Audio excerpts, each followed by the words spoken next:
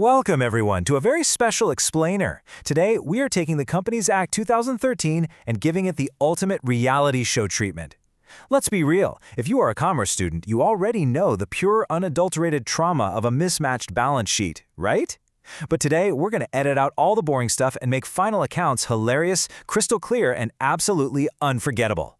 So, grab your calculators and buckle up. Okay, here's our roadmap for surviving this entire chapter. We've got 5 main acts. First, meet the final accounts. Second, the profit and loss statement. Third, inside the balance sheet. Fourth, tricky accounting adjustments. And finally, number 5, mastering Schedule 3 formats. Let's jump right into Section 1. Meet the final accounts, the statutory tell-on. So what actually are company final accounts?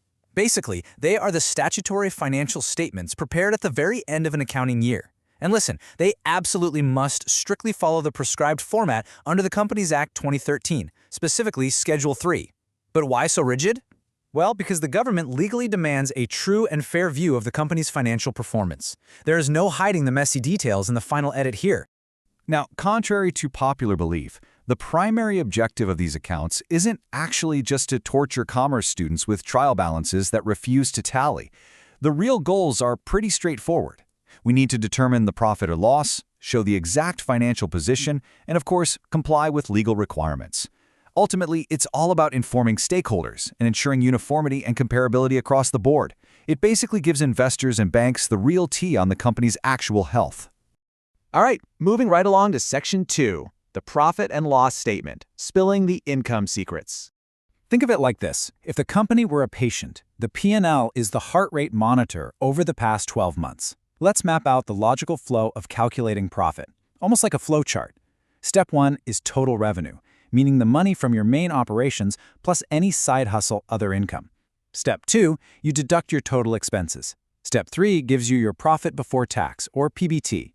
Step 4, well, the tax man always comes collecting, so deduct that tax expense. Which finally leaves us at Step 5, profit after tax, or PAT. You've got to memorize this journey. So what exactly are those expenses we just deducted? Well, for manufacturers, you've got the cost of materials consumed. Then there are employee benefit expenses, so think salaries, wages, and those nice Diwali bonuses. Next up, finance costs, which is basically the company's credit card debt stress, paying interest on borrowings. And we absolutely can't forget the classic, depreciation and amortization, which essentially just accounts for the company's asset wrinkles as they age over time. Finally, other expenses catches literally everything else, like rent or audit fees. But the grand finale of the entire P&L statement? That's earnings per equity share, or EPS. You take that profit after tax we just found and divide it by the total number of equity shares. This is the final score that shareholders actually care about. It is the ultimate per-share profitability score. Okay, let's transition over to Section 3, inside the balance sheet. Assets, baggage, and equity. If the P&L is a movie covering the entire year, the balance sheet is a quick X-ray snapshot taken at one specific moment in time. Let's look at the asset side. You've got non-current assets versus current assets. Think of non-current assets as the company's long-term, serious relationships. This is your property, plant, and equipment and intangible assets like goodwill. On the flip side, current assets are the company's short-term flings that just come and go. Stuff like cash, inventories, and trade receivables, which are all meant to be converted into cash within a year. And speaking of a year, let's talk about the number 12. 12. That is the magic number here, guys. The 12-month operating cycle rule is the ultimate boundary line in all of accounting. It is what separates your current from your non-current. If an asset is sticking around longer than 12 months, or if a liability is due after 12 months, they are non-current. Less than 12 months, it's current. Seriously, you should write the number 12 in giant letters on your forehead.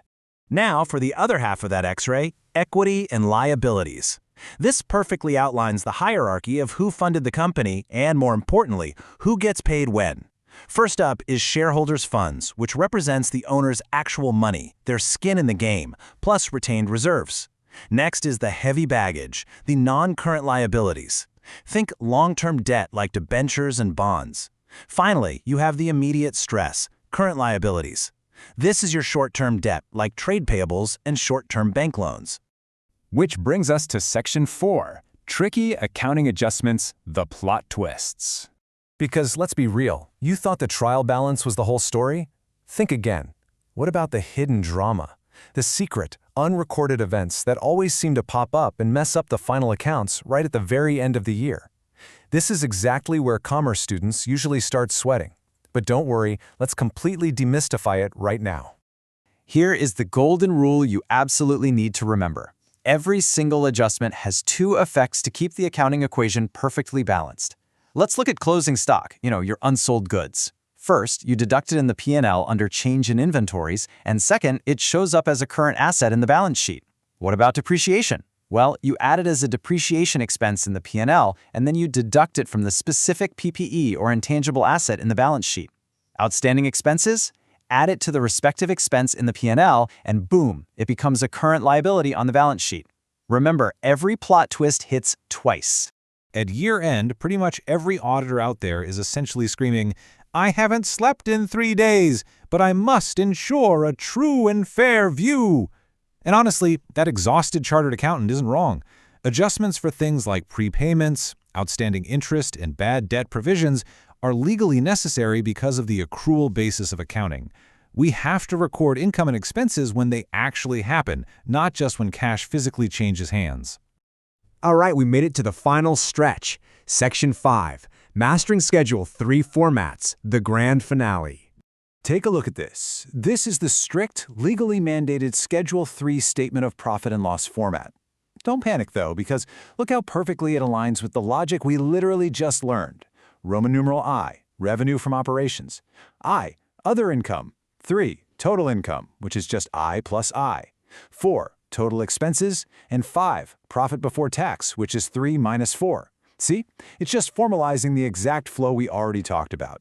And here is the top half of the balance sheet. Notice the extremely rigid order mandated by the Companies Act for equity and liabilities. Number 1, shareholders' funds. Number 2, share application money pending allotment. Number 3, that long-term baggage, non-current liabilities. And number 4, the short-term baggage, current liabilities. Let me be super clear. You cannot mix this order up. It is literally the law.